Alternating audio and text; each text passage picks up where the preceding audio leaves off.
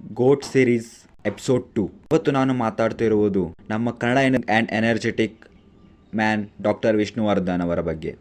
ಕನ್ನಡ ಸಿನಿಮಾದ absolute angry young man ಅಂತಲೇ famous ಆದ ಸಾಹಸ ಸಿಂಹ ಡಾಕ್ಟರ್ ವಿಷ್ಣುವರ್ಧನ್ ಅವರ ಸ್ಕ್ರೀನ್ ಪ್ರೆಸೆನ್ಸ್ ಈ ಮಾಸ್ ಆ್ಯಂಡ್ ಡೈನಾಮಿಕ್ ಆಗಿ ಬೆಂಕಿಯಾಗಿರುತ್ತೆ ಈ ವಿಡಿಯೋದಲ್ಲಿ ಅವರ ultimate performance and box office shocks ಕೊಟ್ಟಿರೋ ಟಾಪ್ 5 ಗೋಟ್ ಮೂವೀಸ್ನ ಲುಕ್ ಮಾಡೋಣ. Number 5 psychological blockbuster Apthamitra. Number 4 Hollywood style military action movie Nishkarsha. ಇದು ಒಂಥರ ಮಸ್ತ್ ಆಗಿದೆ ಮೂವಿ, ನೀವು ಇದನ್ನು ನೋಡಲೇಬೇಕು. And in number 3 deeply moving romantic classic ಬಂಧನ. ಇದರಲ್ಲಿ ಡಾಕ್ಟರ್ ವಿಷ್ಣುವರ್ಧನ್ ಜೊತೆ ದರ್ಶನ್ ಅವರು ಕೂಡ ಆ್ಯಕ್ಷನ್ ಮಾಡಿದ್ದಾರೆ, ಅದು ಮಾತ್ರ ಮಸ್ತ್ ಆಗಿದೆ ಮೂವಿ ಮಾತ್ರ.